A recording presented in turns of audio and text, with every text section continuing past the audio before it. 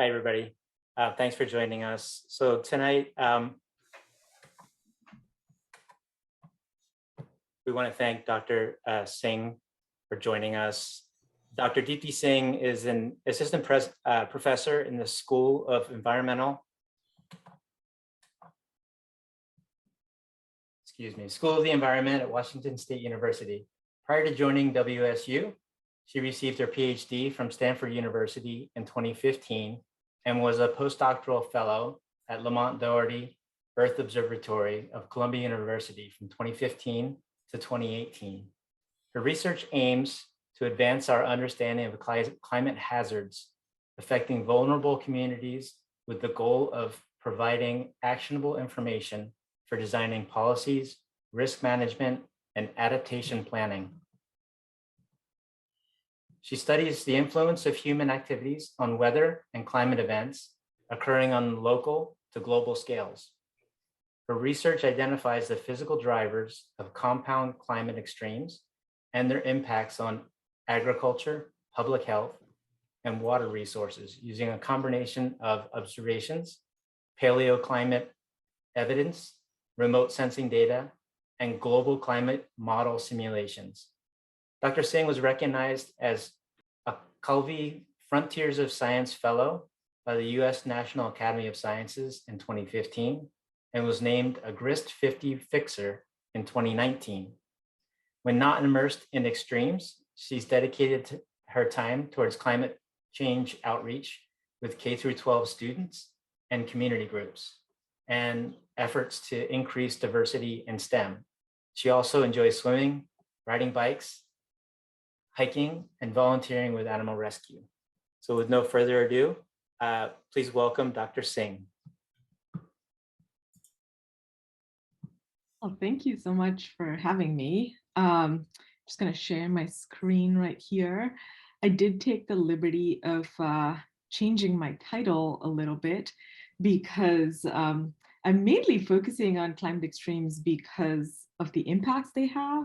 And one of the impacts that's the focus of my recent research is on public health. So I'm going to talk about the types of extremes that pose hazards to public health. Before we get started, I actually had a couple of questions for all of you. I want to start, I've posted a link here in the chat window.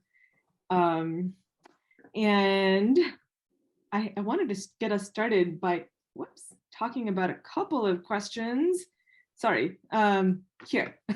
I wanted to start with sort of assessing the audience here a little bit. So how worried are you about global warming? You can go to the link that I have posted here, and you should be able to enter your answer.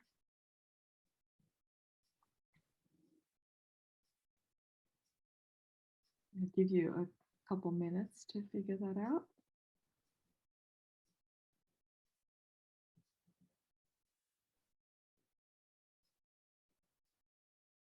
I can't see how many people have entered their answers.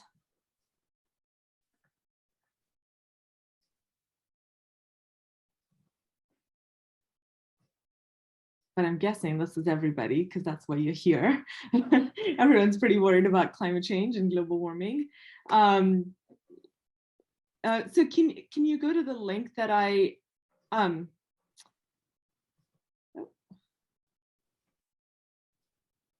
right.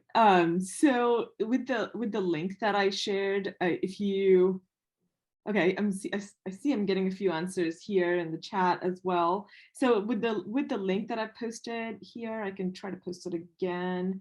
If you go to that, I think you should be able to enter your answers.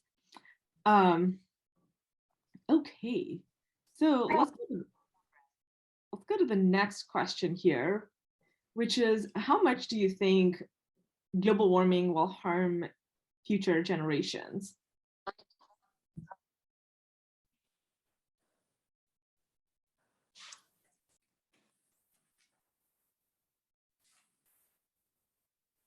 Dr. Singh, I just want to let you know your poll is working. I'm using it. I hope other folks are putting it in their browser. And once you get in there, you'll see the Yeah. 5 answers that you can choose from. Thanks, Carl.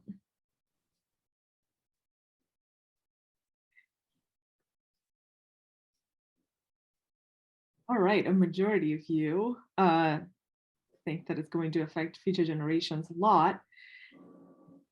Maybe give a few more seconds for everyone to enter their answers. If you can't enter it in the poll, even you could just use the chat window because I am looking at that as well.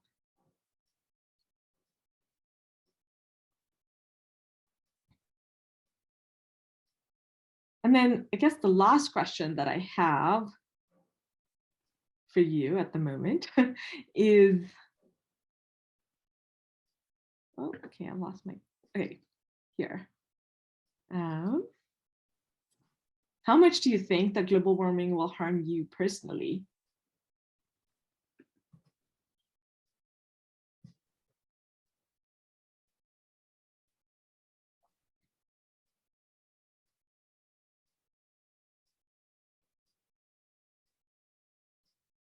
All right, that number has gone down quite a bit.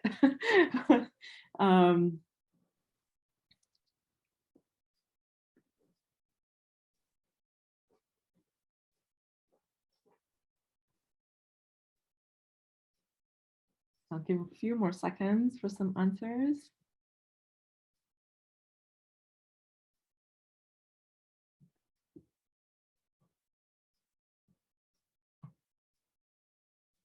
All right. So thank you all for engaging me in these questions. And these questions actually they are, at least this, the initial introduction for my talk.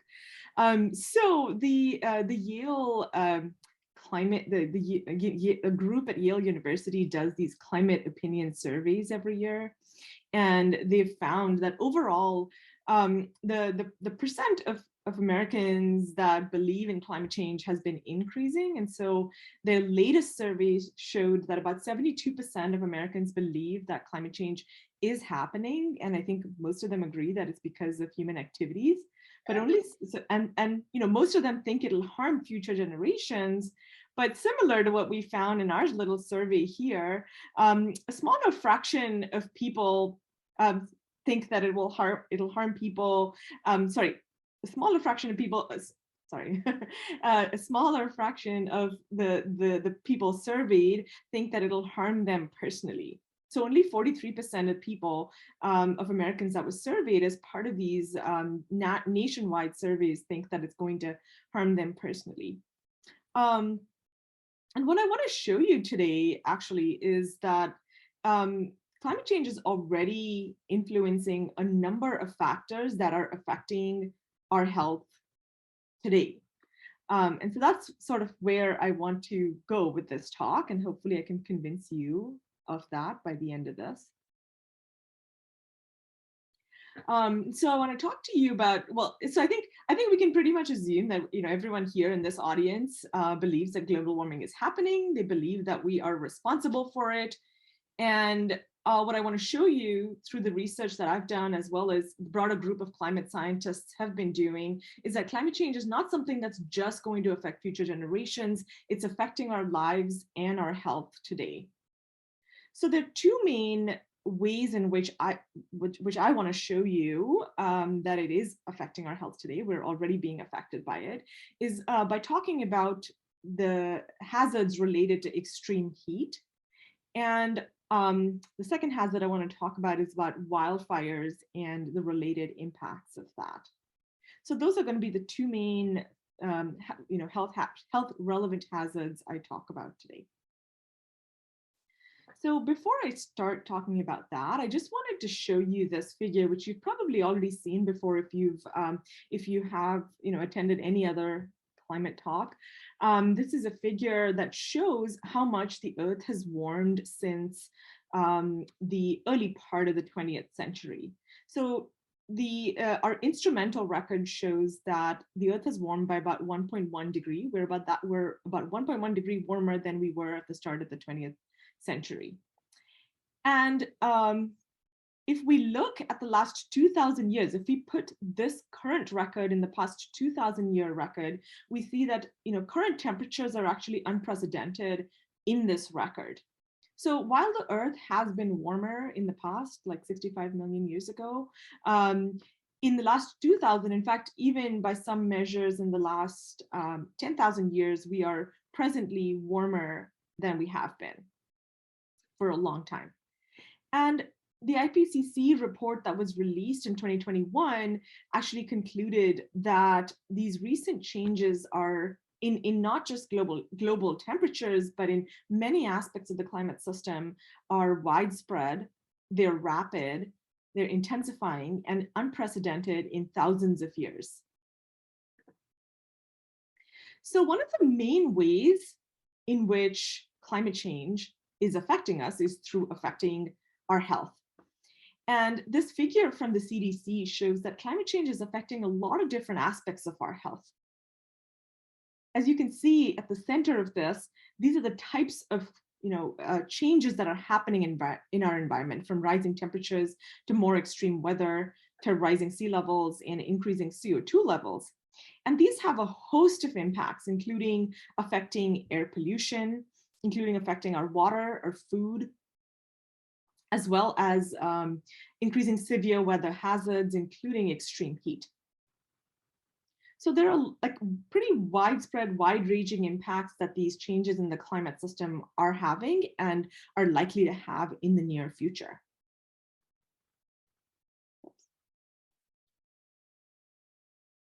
Sorry. And so the impact that that climate change has is a function of the hazard that climate change poses. It's also a function of other factors, such as the vulnerability of different communities, the exposure, that is, are these hazards happening in places where we live? And it's also a function of our response to, and our ability to respond to different events. So most of the research that I'm going to talk about today is focused on extreme events, extreme events that pose a hazard to our communities. So one thing that has been shown in the last decade is that climate change is making extreme events worse. It's not that climate change is causing extreme events, but it is making them worse. And when I started my PhD in 2010, we were at the point where we couldn't really say whether individual extreme events were affected by climate change. But part of the work I did during my PhD was actually address that very question. So to basically understand whether we can attribute individual extreme events to human-caused climate change. And the answer to a lot of different types of extreme events is yes. Climate change is making many types of extreme events worse. Here in the US, starting, I just want to show you a few examples of extreme weather events that have affected communities around the US. So this is an example of Hurricane Harvey that affected Texas in 2017 that had losses exceeding $125 billion US. Close to home, the Camp Fire in California had losses exceeding 26 billion, with over 100 lives lost, as well as many towns that were destroyed by these events. Where I live in the Northwest, over the heat wave that you all probably heard about last June resulted in losses exceeding 9 billion and over 1,400 lives that were lost because of heat-related illnesses. And in the eastern US, winter storms that are now happening, extreme winter storms that are happening that are kind of worse in severity are resulting in losses similar to this one from 2021 that caused losses exceeding 20 billion. So these examples of extreme events just illustrate the magnitude of impacts that climate change is having on people, on our economy, and unfortunately, it is costing us human lives today. And many of these extreme events have been attributed to climate change. And just in 2021, this figure shows us the number of billion-dollar weather disasters that happened in the US. So I'm not sure if any of you have seen this, but there were 21 of such events. There were many more extreme events that happened. These are the ones that had losses exceeding 1 billion. And the National Climate Database maintains these, a record of these. And overall, what we've seen is that the number of billion-dollar weather disasters has been increasing since the 1980s. And there are different types of events, as you can see from here, the different types of events that affect different parts of the US. So in the Western US, we experience fires, heat, even flooding in the winter season, whereas the types of hazards in the Eastern US are different. But all of these types of extreme events are being affected by climate change. So I want to talk about, as I mentioned, I want to talk about heat first. In fact, and the reason I want to talk about it is because it's one of the most underestimated hazards of climate change. Like, yes, heat is unbearable, but we don't think of it as being a primary cause of climate change related impacts. But over 600 people in the US every year, or 600 deaths in the US every year are associated with extreme heat. And this is a number from the CDC. And it is, in fact, heat is in fact one of the leading, it is the deadliest weather-related disaster in the US, even more than hurricanes and tornadoes. And as I mentioned briefly, extreme heat has a wide range of health impacts, right? Of course, mortality is the worst kind, but there are also heat-related illnesses, dehydration, heat strokes, worsening cardiovascular and respiratory issues, effects on our mental health. And these are some of the direct impacts of heat. Whereas there are a lot of indirect impacts that extreme heat can have on our society, including, increases. They have impacts on like the healthcare system. There are impacts on like worsening food related issues, increases in algae blooms, which we've seen a lot of here, as well as impacts on our infrastructure. And so I'll try to touch on all of these impacts as I talk about some of the hazards related to extreme heat. So extreme heat is something that is very directly, it is like one of the first order impacts of a warming climate. This figure here is this like bell curve that you see here is the distribution of temperatures. And it's just a schematic showing the impact that climate change has on temperatures.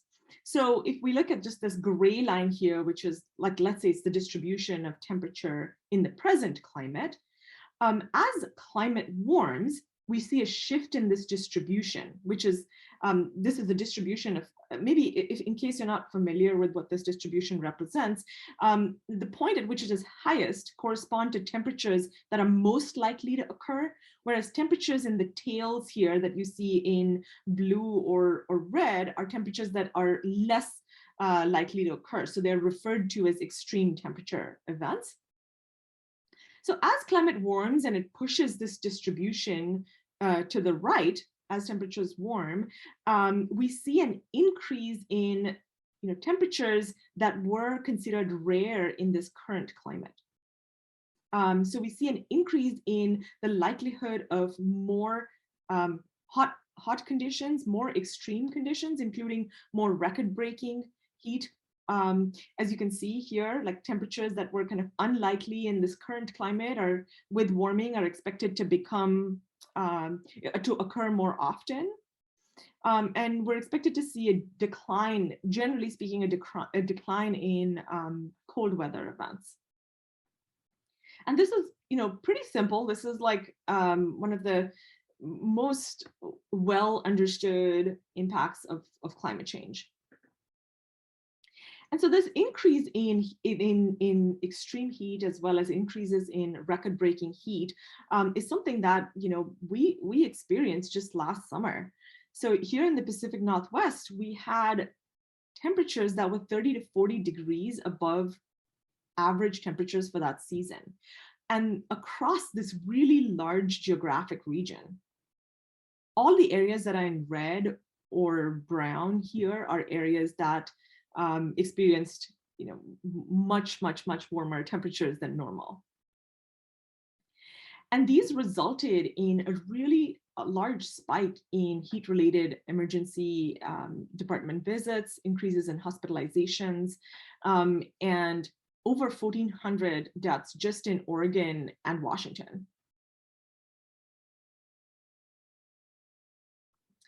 There are studies that have been done to attribute the role of climate change in causing these events, and this is one such study that showed us that these temperatures that we experienced here in the Pacific Northwest would have been virtually impossible without human-caused warming. This is one of the strongest statements for heat waves that we have seen. But many different studies have shown this, that those temperatures were pretty impossible without climate change. And projections using climate models show that this is only likely to get worse.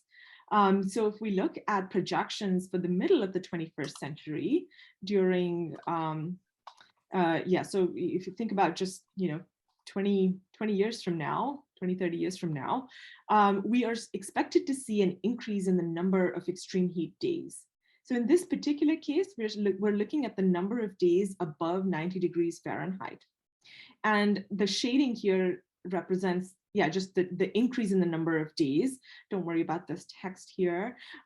So any area that is in red, actually anything on this scale, indicates that there's an increase in the number of extreme heat days. So while there's some geographic variation in how many days we're likely to see an increase of, pretty much across the US, we're expected to see an increase in the number of heat days. And this is kind of an average projection. And it is, if you talk to some climate scientists, they'll probably tell you that this is an underestimation of this is kind of the lower bound. Let's just think of it as lower bound of extreme heat projections. But pretty much, across the US, we're expected to see an increase in these days above 90 degrees Fahrenheit. Like in Florida, for example, where the changes are the largest, there are going to be 70 more days with temperatures exceeding 90 degrees.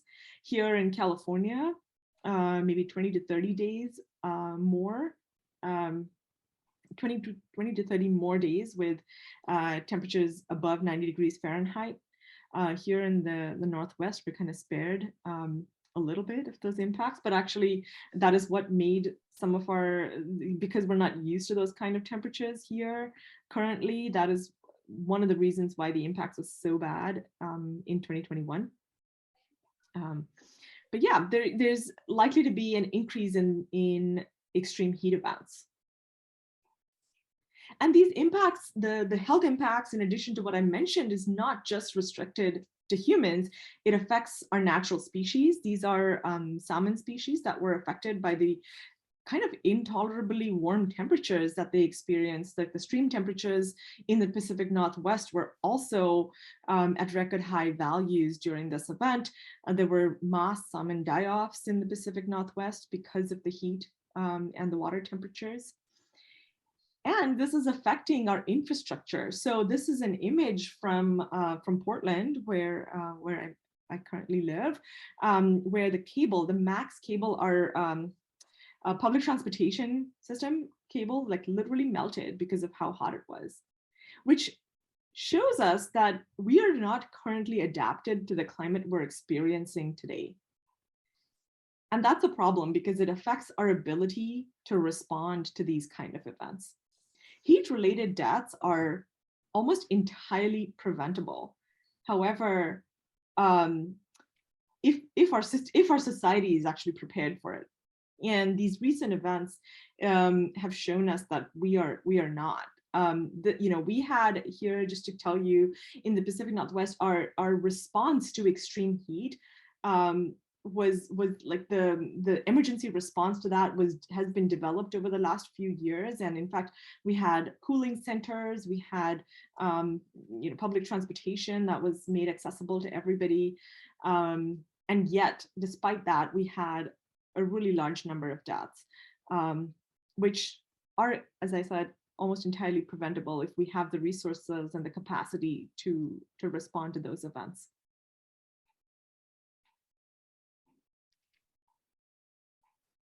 I want to talk about another heat wave, the Chicago heat wave of 1995. I don't know if any of you remember this one. This was another one that had a really huge impact. Over 700 people died, had there were 700 heat-related deaths associated with the Chicago heat wave in 1995. Most of the people that were affected were the poor, elderly people, as well as communities of color. Most of the deaths were in communities of color. And the temperature during this event was about 106 degrees on July 13th, which was the peak of the Chicago heat wave.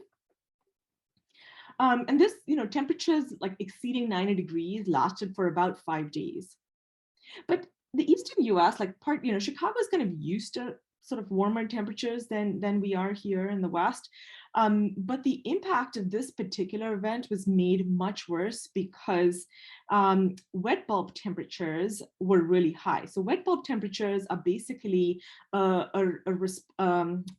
are a measure of both heat and humidity. So humidity, if you've been, California tends to be, pretty dry, but if you've been to any areas where the humidity is high, you know that even temperatures that are not 106 degrees Fahrenheit are going to feel unbearable because humidity makes it harder for our bodies to cool off naturally through sweating. And so the impact of heat and humidity can actually be really deadly. And that was these high humid heat temperatures were really one of the main drivers of the number of deaths that were associated with the Chicago heat wave. So humid heat temperatures that are about, above 28 degrees can have they can have pretty substantial impacts they can start to have impacts on human health. They can result in reduced labor productivity, and exposure to temperatures that are, closer to like 30, that exceed 32 degrees in terms of humid heat temperatures. Prolonged exposure to those temperatures without cooling can result in death. And we saw this in the Chicago heat wave where temperatures were closer to 29 degrees already. So heat and humidity are a pretty dangerous combination. And so I want to take a slightly broader perspective here and talk about this particular hazard. So this is a global map that shows average humid heat temperatures, wet bulb temperatures, which again is a combination of heat and humidity, on the top 5% of hottest days in the past 4 decades. And the colors here correspond to the scale at the bottom. What this shows us is that there are many areas in the world that I've highlighted here where these humid heat temperatures have already exceeded temperatures that are considered harmful for human health. For example, I talked about the Eastern US where, temperatures already that on some days in our recent past have exceeded 26 degrees. There are parts of the tropics, parts of India, China, parts of Africa and South America where these temperatures, exceeding 30 degrees have already occurred. And so recent research from my group looked at how these changes, how these temperatures have changed in both frequency as well as severity. And so this figure here shows us how the frequency of these extreme humid heat events has changed. So the dots are basically areas where they're not statistically significant, but there are parts of the world, like again the areas that I've emphasized by these blue boxes, like India, parts of Southeast Asia, parts of actually the Gulf Coast, and Mexico, and parts of the Amazon, where there is a strong increase in the frequency of extreme humid heat events. And yeah, so all the areas that are in red or orange are areas that have experienced an increase. Areas that don't have a dot indicate areas that have a significant change in the last 4 decades. So what is important to note here is that these extreme humid heat temperatures are already increasing. They're increasing in frequency in areas where humid heat is already at critical thresholds for human health. What we also showed is that extreme humid heat has increased more than dry heat, the exposure to humid heat. So in this figure, we basically quantified the number of people in each year that are exposed to extremes in dry and humid heat, dry heat in red and humid heat in blue. And as you can see here, mainly because of where these events are occurring. These humid heat events are occurring more often in the tropics, in developing countries where that are more densely populated, and in regions that are more densely populated, like coastal communities, even here in the US. And so because of that, the humid heat exposure, human exposure to humid heat is increasing at a faster rate than it is to just dry heat, which is defined as just based on temperature alone. And this is a concern. Whoops, sorry. This is a concern for a lot of people. This humid heat, if we all had air conditioners, well, it wouldn't be a problem, right? We could potentially be shielded from the impacts of this, but there are a lot of people that have to work outside. There are outdoor, people that work in the outdoor, who work outdoor in the construction, for example, or farm laborers in these areas that are exposed to these conditions. And I think when we think about like adapting, thinking about what to do, these are the people we need to think about. Like, how do we protect the most vulnerable in our communities?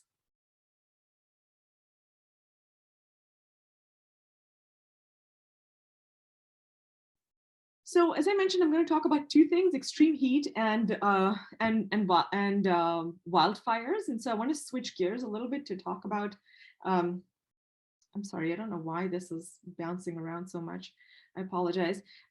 So I also want to talk about wildfires. So does anyone know where this image is from? This is an iconic image from the event, for an event we had last year. The campfire was in 2018. Is it Paradise? So this one is actually from the Dixie Fire from Greenville, from the town of Greenville, that was impacted here. So in the Western US, we're experiencing heat. Undoubtedly, we are also experiencing, associated with that extreme heat, we're experiencing increases in the risk of wildfires. And wildfires, of course, they have this direct impact. They are starting to, be destructive to,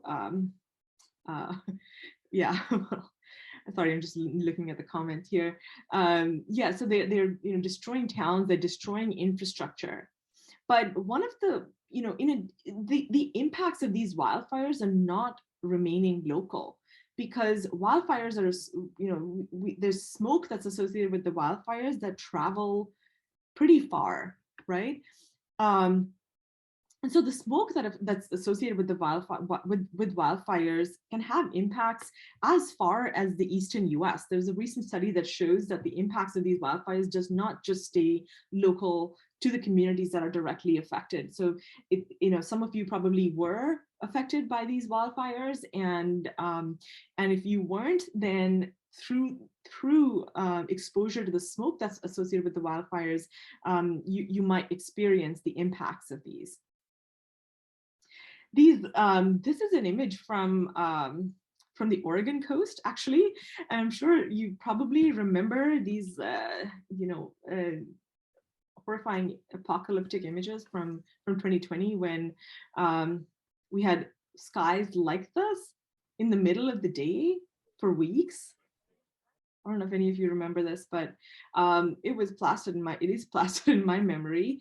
It was my first time experiencing something like this. And during this event, during the 2020 wildfire season, air quality across the Western US was really bad. It was, this is a figure from these purple air sensors that we have everywhere. And, anything in the orange or red colors or beyond are considered, those conditions are considered pretty much harmful for everybody. And then if you're in the yellow, that means it's harmful for people that have some underlying health conditions. And during these wildfires, this was like, these kind of conditions lasted for almost a week. And during these fires, I actually looked at what the air quality was like across the world. And we were experiencing conditions. There were communities in the Western US that were experiencing air quality conditions that were worse than the most polluted cities that we think of, which is, generally speaking, Delhi and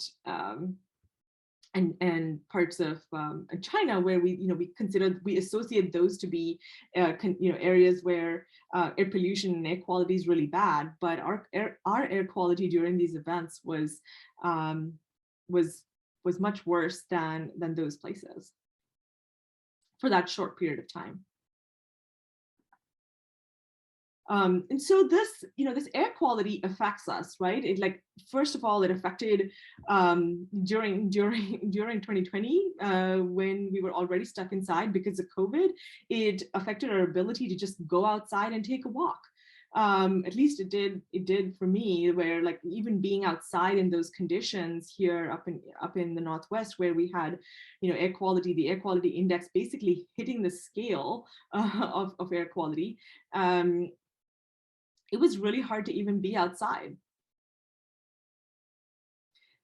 And so climate change is partly responsible for these kind of conditions, because it is affecting the environmental conditions that result in bad air quality, as well as it's increasing the source of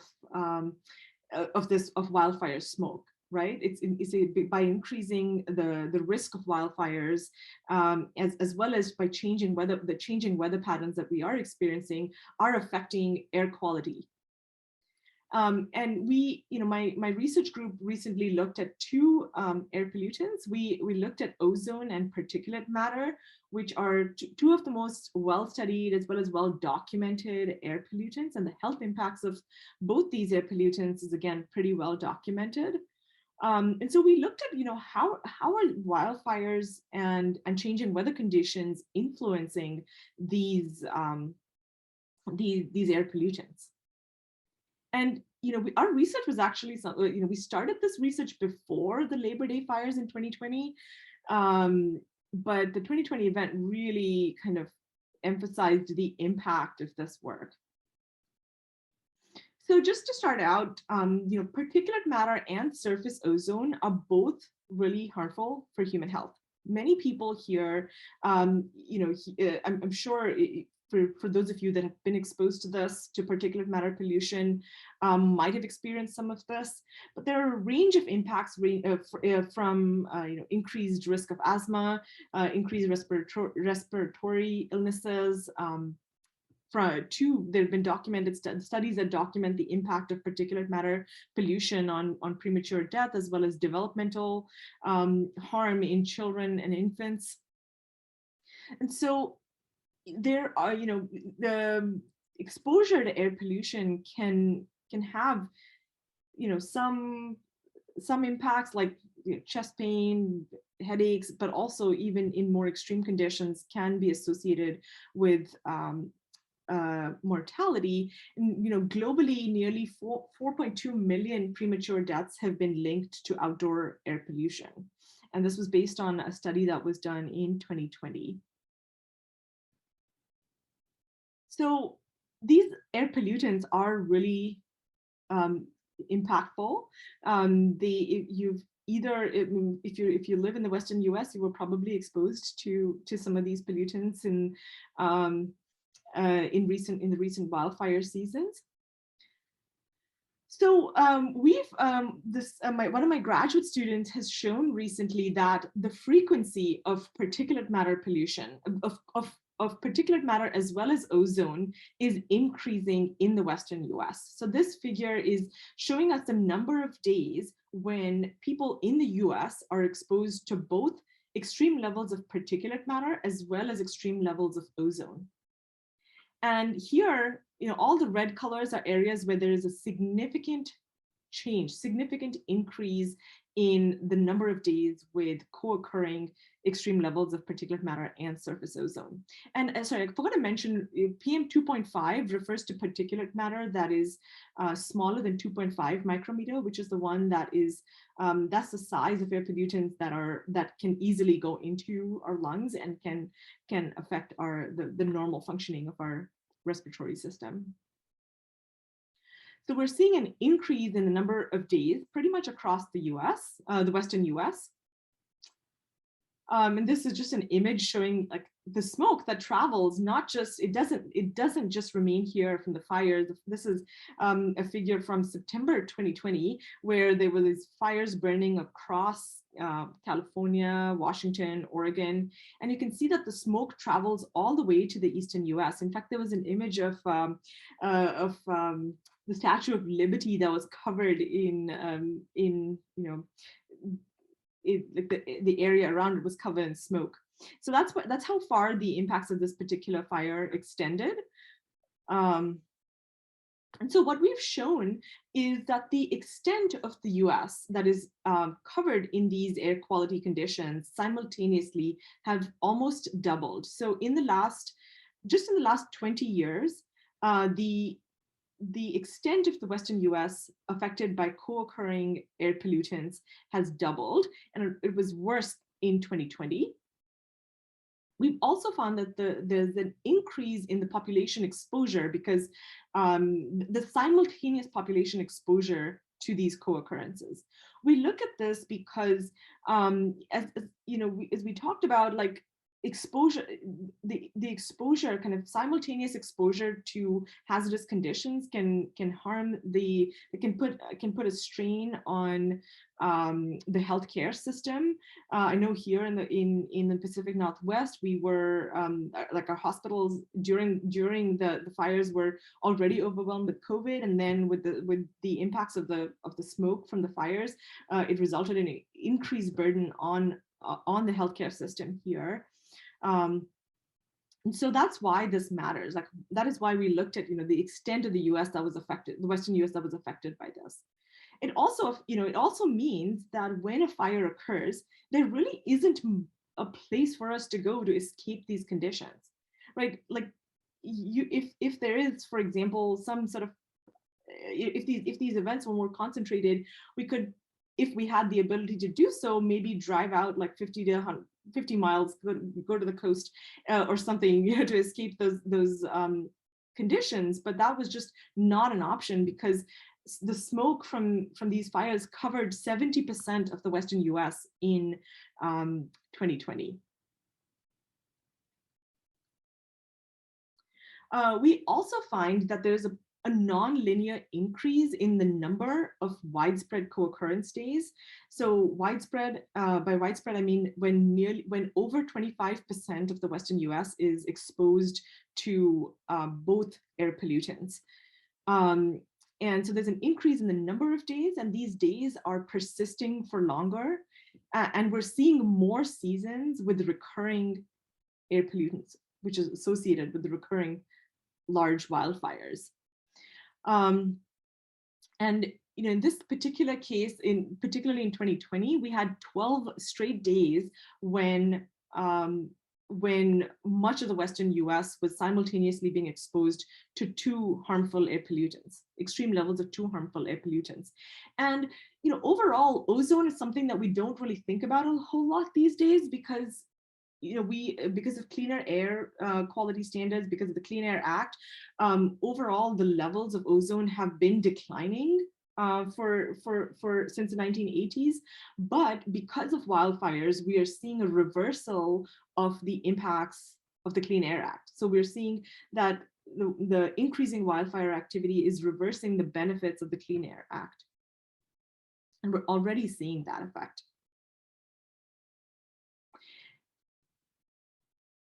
And so here, well, maybe I can just skip over this, but the bottom line here is that the levels of air pollutants we are being exposed to are reaching the level. I mean, they are exceeding the EPA standards for these two pollutants. That EPA standards for like minimizing exposure to harmful air pollutants. So what we showed here, we looked at these. What was driving this increase in the extent, the frequency, and the persistence of these widespread air pollution episodes. And they're, as you can imagine, are both associated with wildfires, which is an obvious cause for it, but also with extreme heat. In 2020, the area that was experiencing, the 70% of the area that was experiencing these co-occurrences in these air pollutants, we're also experiencing record-breaking temperatures, the highest temperatures they have in the last 40 years. So it's a combination of increasing wildfire activity as well as increasing extreme heat that's driving an increase in the levels of harmful air pollutants. And if you live in the Western US, you're probably being exposed to these conditions. So what I've shown you is just two examples of the impact that global warming is having. It's already having on us. And what I've shown you is not, most of it was not any kind of climate model data. It's all observations. This is based on the observational record. And what I've shown you is that global warming is increasing the risk of extreme heat. It's increasing the risk of heat and humidity occurring at the same time. It's also increasing the frequency and extent of co-occurring harmful air pollutants. So it's increasing our exposure to these conditions. So going back to this figure, the risk of an extreme event, the risk of these changing conditions, of course, depends on the occurrence of hazards, or depends on the occurrence of these hazards in places where people live, which is the exposure term here. But there are two things that are being affected as well. One of them is the vulnerability. So that dictates the impact that these events have. And the second thing is the response. So I've shown you that the hazards that climate change is increasing the frequency of extreme events and the hazards that these events pose. But I don't know if you all noticed in this figure that I showed that while the Western US was experiencing widespread wildfire activity, there was also a cyclone that was hitting the Southeast. So we had two major hazards affecting the US simultaneously. And there were several different impacts of that, but the one I want to focus on today is that when we have these kind of widespread simultaneous extreme events happening, affecting our country at the same time, this can result in the ability of our disaster management system to respond. It affects our healthcare system, it affects our disaster management resources. Just as an example, in California, generally we tend to share firefighting resources. So if there is a widespread fire activity, you can bring in resources from neighboring states.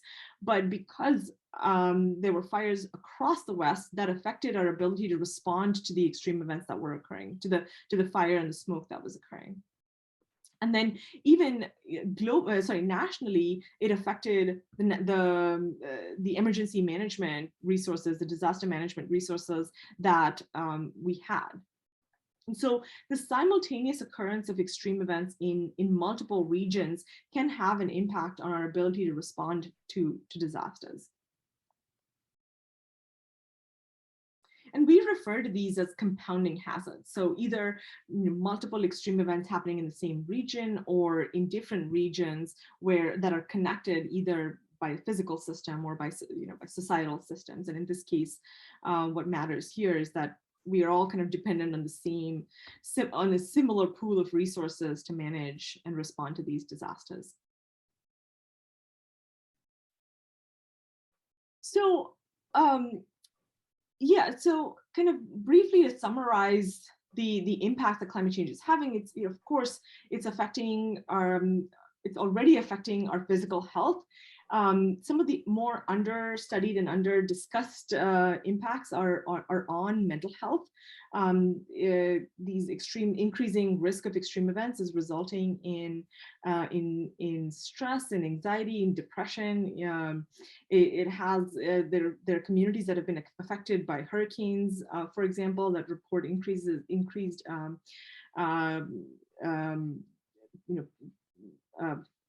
experiencing PTSD essentially. And so there are a lot of different impacts that, just in addition to the physical health, it's also affecting our mental health. And globally, there have also been studies that documented the impact that climate change, increasing extreme events have on community health, on increased violence, increased conflicts within communities, increased conflicts across communities, increasing social instabilities. And all of these impacts are expected to increase with increased warming.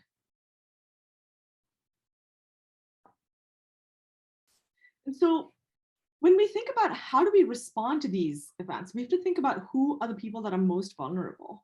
And so these are a couple of images of farm laborers that were working during the record-breaking heat, the 115-degree temperatures that we had in the Northwest on the right.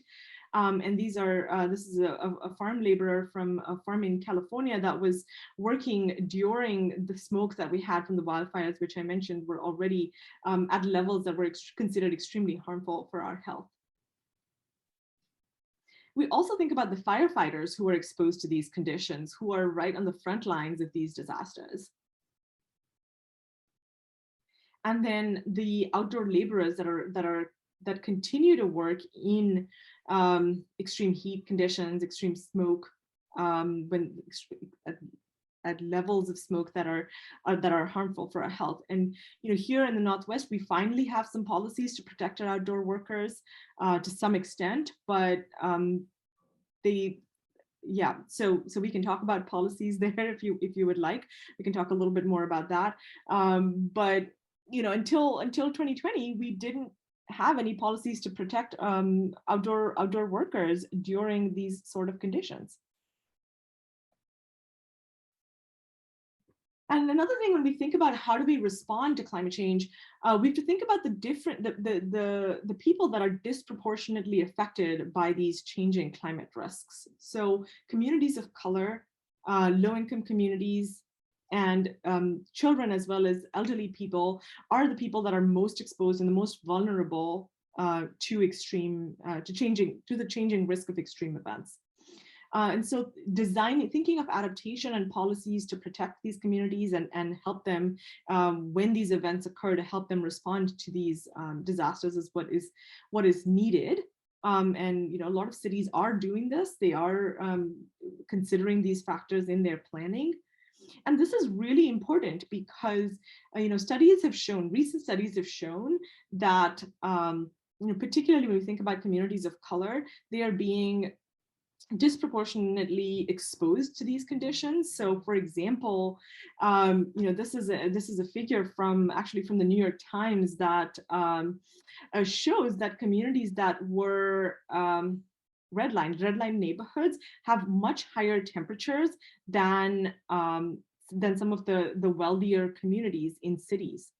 During the Pacific Northwest heat wave, there are communities in Portland that had temperatures that were 15 to 20 degrees higher than some of the greener neighborhoods.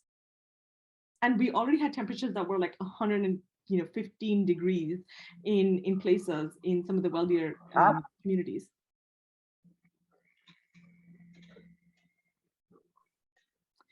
So everyone says that, talking about climate change is depressing, and it is. I just showed you a whole bunch of different negative impacts that climate change is having, but I kind of want to end with on a slightly more positive note, which is that that we have a choice in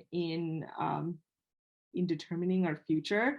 Our future emissions will affect the amount of warming we experience in the future, that we as a community, as well as future generations, experience. And this figure basically shows us the global average temperatures corresponding to 5 different emission pathways. So if we continue the way we are with a very fossil fuel dependent pathway, the world on average will warm by about 5 degrees. Whereas if we limit our emissions, and we can keep our warming to below 2 degrees. And every half degree of warming results in exponential increases in the risk of extreme events and the related health impacts that I just mentioned. And so we do have a choice here in deciding the path that we take moving forward. And yeah, so I'm just going to leave this here. Every additional level of warming results in changes that are much larger. They don't increase linearly. The changes that with every degree of warming, there are parts of the world that are going to experience disproportionately higher impacts of that warming. And again, to leave you on one last positive note here. If we do decide to limit our emissions, for example, this study actually showed us that that if we decide to go on the more moderate emissions pathway, we can reduce, for example, the risk of heat-related mortality. For example, these are projections for the end of the 21st century under a scenario where we don't limit our emissions to a scenario where we maybe do limit our emissions to a more modest level. And so with a reduction in emissions, we can drastically reduce the risk of heat-related mortality. And so like that, generally speaking, if we reduce our emissions, we can at least reduce the types of risks that we're exposed to, and the types of risks that our systems need to adapt to, and the types of risks that that have an impact on our health and on our livelihoods. So with that, I am happy to answer any questions. And yeah, you can either, I see that there are a few questions in the chat, and I can try to go through those, or I can help you with those. I've been trying to track them as we're going. Yeah, thanks, Dr. Singh. That was a great presentation. And sometimes our speakers confuse our audience to the point where there's a lot of questions. What I saw here today was some folks had asked questions, and you followed up with the answer as part of your presentation. So that's really a sign that you're a professor, that you kind of anticipated their questions in your presentation. So thank you for that. Something that Tanisha Jean asked, and I think you partially answered it, but I figured I'd give you a shot at it in case you had more to say on this. When you were mentioning the deaths in the heat waves, she was asking, is it because there's a large homeless population or low-income housing without AC? So I think it's both. The city adaptation plans or city heat response plans do account for the fact that we need to have cooling centers, and they do, like, at least here in Portland, I can speak to that. They did do a lot of outreach with the homeless community to make sure they knew that there were cooling centers that they could go to, and they would not turn away anybody, and no, they would not turn away people and their pets, which is really important. And so there, yes, but I think there was some of the deaths that were associated with it were with the homeless community, as well as people without ACs. Here in the Northwest, one of the reasons why we had 1,400 deaths associated with the heat wave were because people here don't have ACs. Most people don't have air conditioners here. We're not used to those conditions at all. Yeah, so it's a combination of both those factors. Yeah, and I guess even it's a learning experience for those emergency cool centers too. If you've never had a need for it before, you weren't prepared. Yeah. Yeah, and this was, I mean, despite like really good outreach, everybody that lived in the area, we all received notifications on our phones about how, like for days in advance, about how hot it was going to be, where people could go, and what cooling centers were open. They ended up opening like 4 times more than they had anticipated at the start of the week. And yet, despite all of that, there were still these impacts that we experienced. Thank you. So Marian asked the question, what are some good sources of information that we can use when talking to others about these issues? Yeah, so I'm going to say this because I'm actually an author on this next U.S. National Climate Assessment report that's coming out. And that is a great resource if you're talking to people in the U.S. The U.S. National Climate Assessment is written every 5 years. The last U.S. National Climate Assessment was published in 2018, and the next one's coming out in 2023. And those are just excellent resources. They are written by a diverse group of scientists, and both from the academic communities as well as from national labs and community groups. And they cover a range of topics, and they're written in language that's meant to be accessible to non-scientists. So I think that would be an excellent resource. There's also that's the most, I think, in the most accessible literature. There's also Climate Central, a group that does really good outreach, and they make visualizations and tools that anybody can use. So those are 2 great resources I can think of, and if I think of others, I'll in the time we're here, I'll share those as well. Okay, maybe you can share them with Marian for our follow-up email too. Thank you. For sure, yeah. So Ariane asked the question, how can we awaken complacent Americans to learn to the urgency of the times? What has worked among you all to motivate others? I feel like that's a question I should open up to everybody else. Because in my experience, I've always talked to groups that all the people I have ended up talking to are people that already recognize the harm that climate change is posing. And so I feel like they're already aware of the issues and concerned about the issues. And surprisingly, despite how liberal Portland is, I have certainly come across people that are skeptical of climate change. And I think generally speaking, people are unaware of the fact that there's like so much research that has been done. And I don't know if they're just unaware or dismissive of the research. But yeah, I think, I don't know, just I think people that don't recognize the impact of this, yeah, I'm not sure if I have a good answer for that. I feel like what works for me generally is to explain how climate change is affecting people at the individual level. Like, I think my research was, very global. I used to talk about, what are the impacts in other parts of the world, but like really trying to bring it home and talking about the things that affect us, like our water resources, our, well, here in this case, our communities, our health, the things that we enjoy for recreation, like being able to go to Lake Tahoe and go skiing, like that's, the people, like those are things that we enjoy that like are becoming less and less of an option.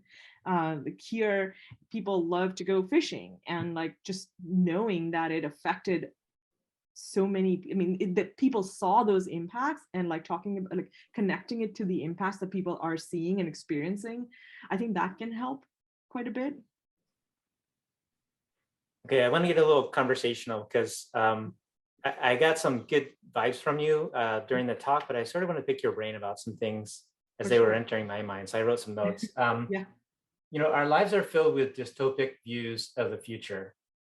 Usually they're zombies, but it's just a part of our popular culture for a long time that we sometimes write about how awful the world will get. And I'm wondering, we usually dismiss that as fiction because that's kind of the spirit of it. That's the fictional. Do you find that popular culture is under or overestimating the effects that we'll see when you do see folks that are writing about a future? Are they completely inaccurate? Are they undermining our need to mitigate faster because they show sort of weak effects? Um, that's a great question. um, I think we're living in a world where there are like two extremes, where people are like extremely concerned and like basically they make the conversation to the point that it's like, okay, we're all going to die like tomorrow, and then there's the the rest of the world that's like, this is not happening, and they're undermining the effects of it. And I think if you talk to a climate scientist, they will tell you that we're not like completely doomed, right? So I think we have to be careful about both those extremes. And because the issue with going to the other extreme is that then people like don't feel like they can do anything, right? But there are a lot of things we can do. We can do as individuals, we can do as communities, we can do as a country to reduce and to determine the pathway we're on, right? And determine the risks that we have to deal with. And so I feel like, at least in in what I experience, I feel like there's this doomism that is often communicated, and I don't think that's necessarily valid based on the science. Like, yes, things are going to get bad, and yes, there are things that we don't fully estimate so far. Like some of the disasters we've had in the last couple seasons, where we've seen things that are unprecedented. But there are things we can do to minimize the impact of this and minimize our impact on the environment. So I think a more balanced approach is needed, and I do think that, yeah, trying to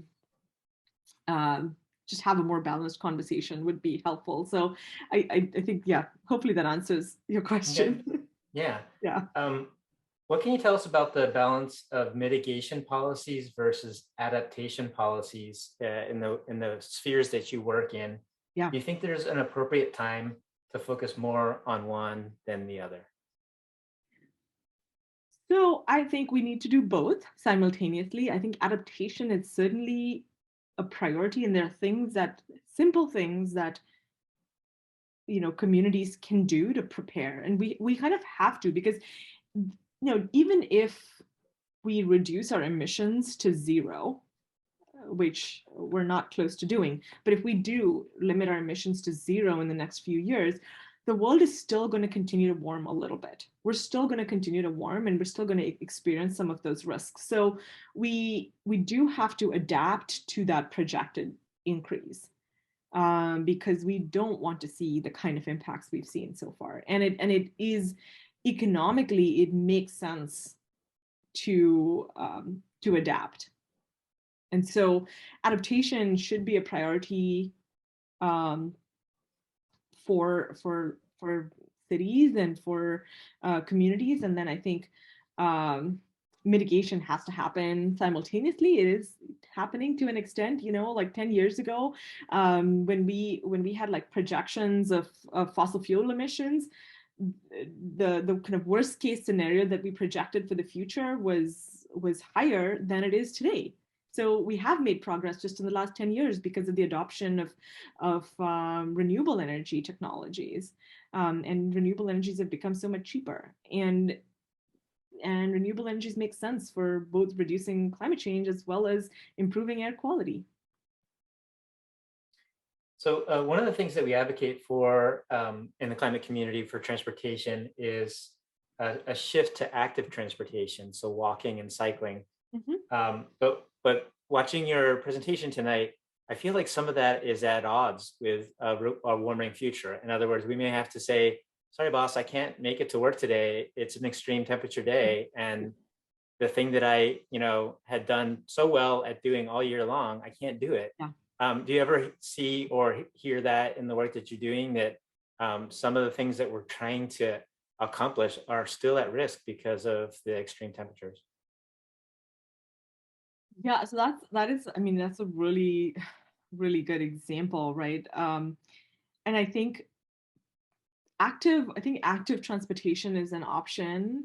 It's a great option for many reasons. But when I think of like what we should be doing as a community, we need to be doing things that are accessible to everybody, right? And that may not be accessible to everyone.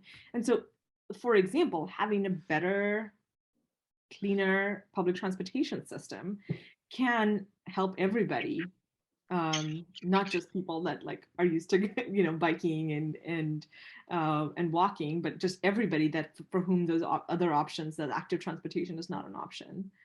So we do need to think about everyone, right? And like the public transportation is important even from an adaptation point of view, because when there's a heat wave or when there's a smoke wave, for example, if people need to get places, public transportation is the way they're going to get. Like a lot of people are going to use that, and so I think it's useful to think about that as well. Cool. Yeah, great answer. Thank you for following that up with, yes, we need public transportation. Absolutely. Thank you.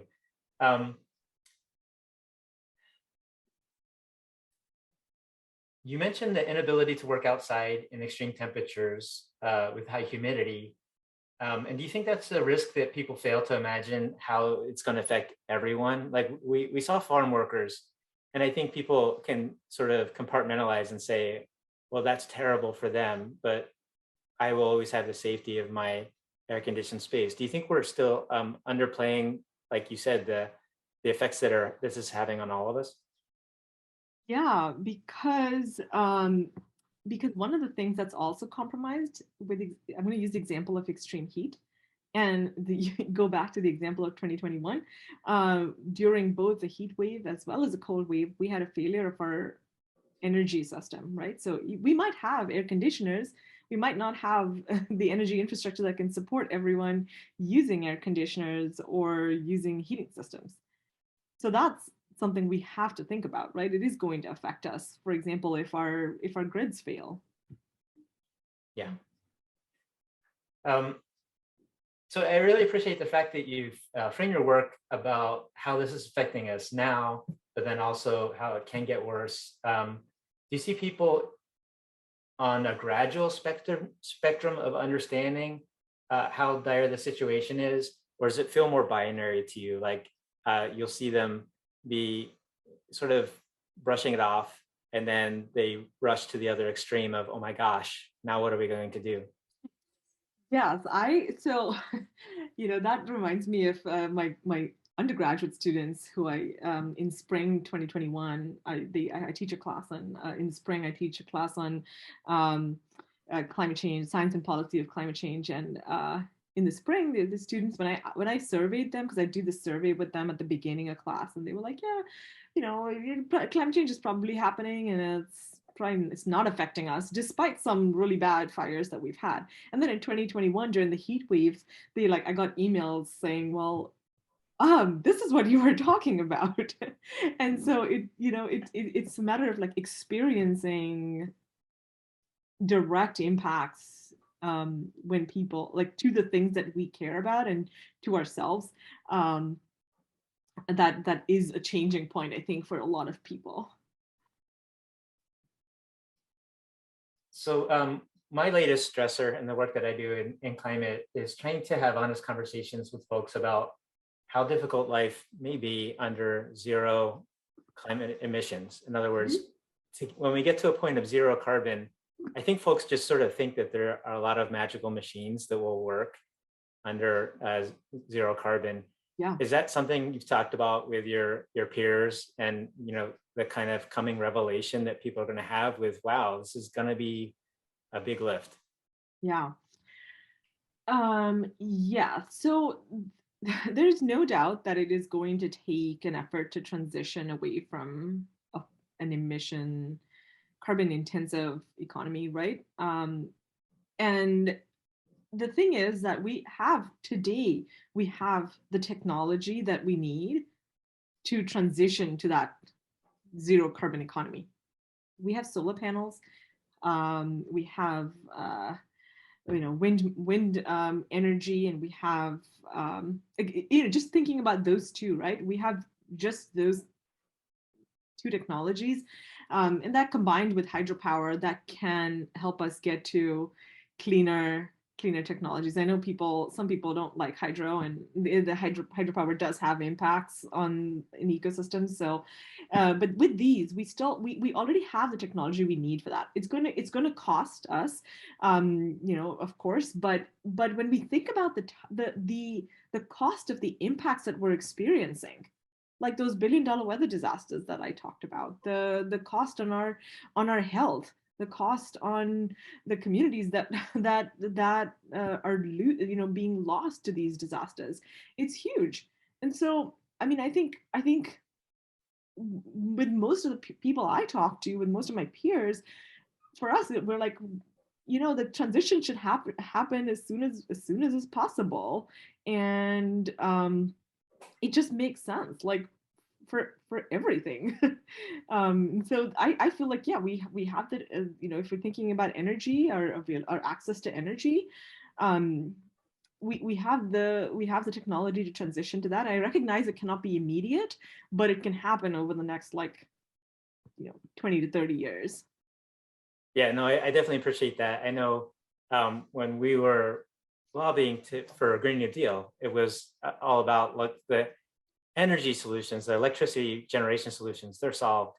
Now what I'm seeing is more of the conversation about what about the carbon emissions to make the electric vehicles? And I'm seeing that as we go deeper into the discussion here in San Diego with our regional decarbonization framework, that the numbers are just not panning out for some things like buildings. Can we build buildings in the future? Well, we'll have to figure out ways to do it. But right now, the methods that we use are just not fitting in our carbon emissions framework. So. Sure. Yeah. And that's totally fair. I think when we think about total amount of emissions, right? The contributions to emissions from energy, like energy is obviously the largest contributor to emissions. There's agriculture, which is actually it surprises most people. Agriculture contributes 25% to global greenhouse gas emissions. And so it's not just energy. It's like we have to think about energy. We have to think about industrial activities. We have to think about agriculture. And maybe at the city scale, maybe we can't bring it down to zero. And as you said, maybe some technology still needs some time, but we can get there. Yeah, at least with a lot of different things. We'll have to, right? It's a question of what's our path, and also how quickly can we get into sprint mode. Yeah. Folks, I apologize if I didn't get to all of your questions in the chat. Sometimes folks write like a paragraph, and then I feel a little hesitant to read a paragraph back to you or have you reflect on somebody else's scientific work. I don't think that's fair to ask you to opine on something that is a theory that somebody else has. Yeah. But I just want to point out that someone mentioned the IPCC reports and the accessibility of those reports. I intentionally did not mention the IPCC reports because they can be difficult for people to read and process, which is why the US National Climate Assessment, I mentioned that one because that's written in more accessible language for everybody to use. Like as I'm writing that report working on that report right now, we have been instructed to make that language accessible to like high school students. So so that is what, I think that's why I mentioned, that's why I don't mean to dismiss the IPCC reports at all. They're great, but the National Climate Assessment is what I would consider most people would prefer to like refer to get better information. And the IPCC report's also broken up into like whatever you care about. Like if you care about health, you care about transportation, you care about solutions, like there's a chapter on everything. So you can read about what you care about. I really appreciate that feedback because we've been reading these reports and the special reports that come in between them for years. And 1,000-page reports make people's eyes gloss over. For And sure. unfortunately, even the the summaries that are written for politicians, I feel like, you can read the bold words out of it for a few minutes before you start to gloss over. And it's just, maybe we need to get the IPCC reports distilled into I don't know, a video format, like weekly discussions that we're having with the public, because they do end up getting like pre-digested and then spit out on YouTube by some folks, and that can be helpful. But YouTube is one of the worst places to pick up misinformation. So we hate to see people have to get their information secondhand out of the reports. So.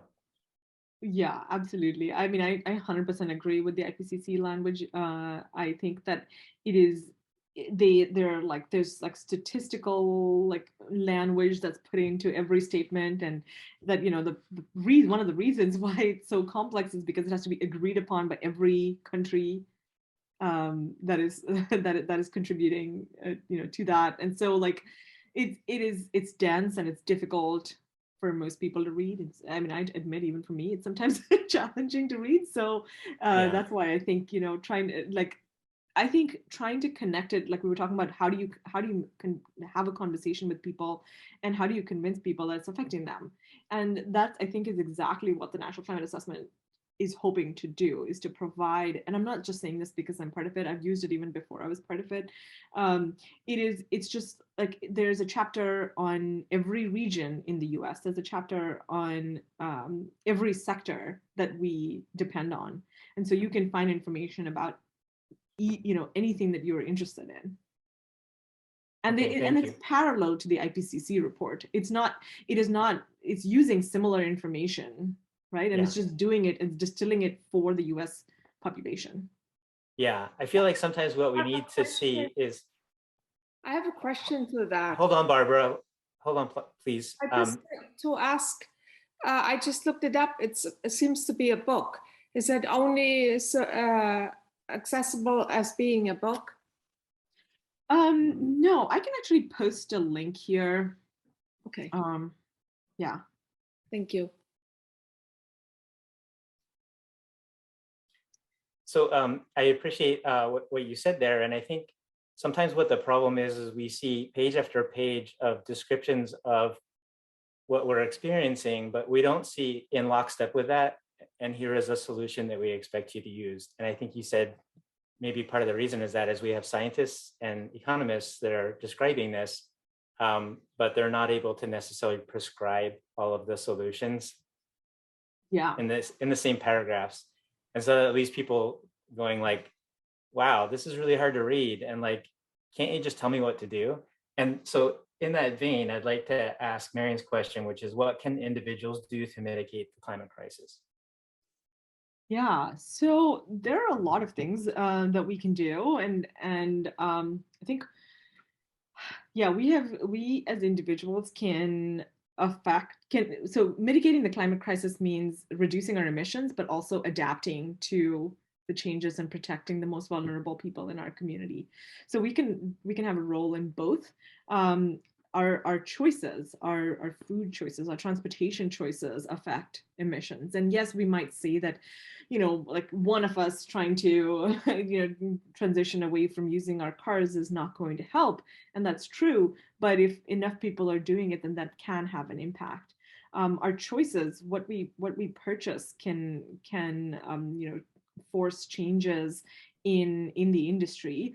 And then so our food choices can food as well as product choices can affect can force changes in the industry.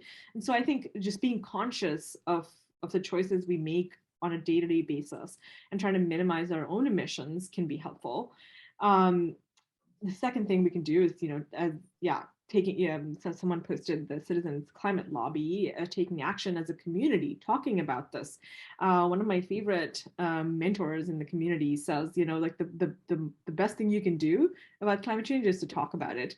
And having these kind of groups where you engage with other people in your community and think about what are ways you can reduce the emissions in your own community are really helpful.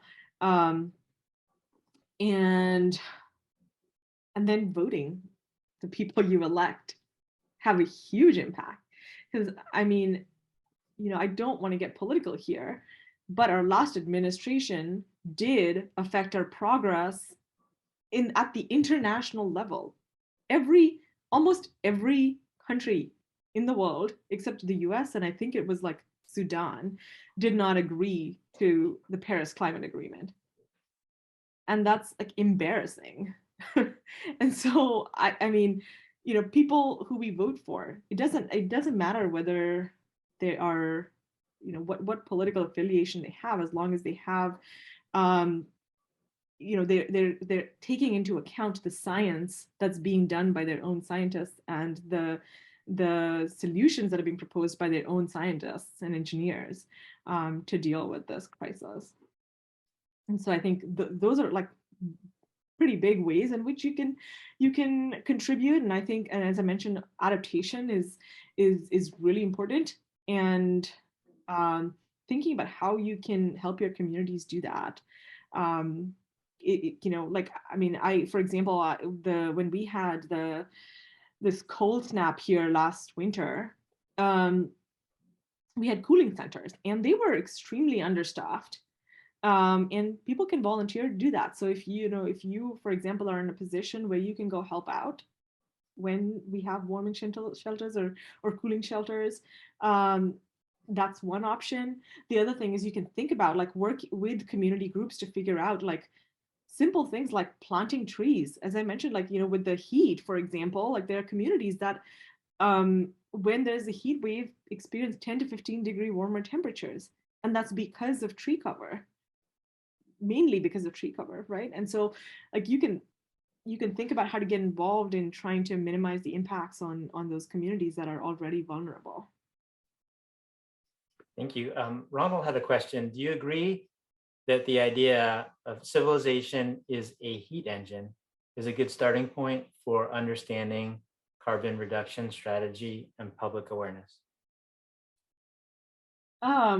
Yeah, so I guess the idea there is that we are a net positive on civilization. Yes, I mean, I think civilization, yes, we are a net positive, but I think we can try to minimize our impact. Like that's the thing, is that we can try to figure out ways to minimize how much heat we pump into the environment, and how much impact we have on the environment, like broadly speaking, right? There are examples from communities within the US and communities around the world that are able to live more sustainably, and the impact that certain communities have is much worse than others, right? And so like we can learn from that and think about how to minimize our impact. And you're right, it is a good starting point to think about it that way, and create awareness through that. Yeah, thank you for that answer.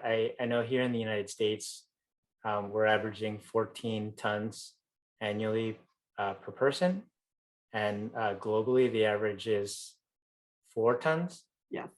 And that's only because many people in the global south only have 2 tons of emissions. So we're punching down, we're making a big mess of things by complaining about the mitigation and adaptation that we have to do when we're the largest source of it. So it's definitely time for some introspection. So I appreciate that answer.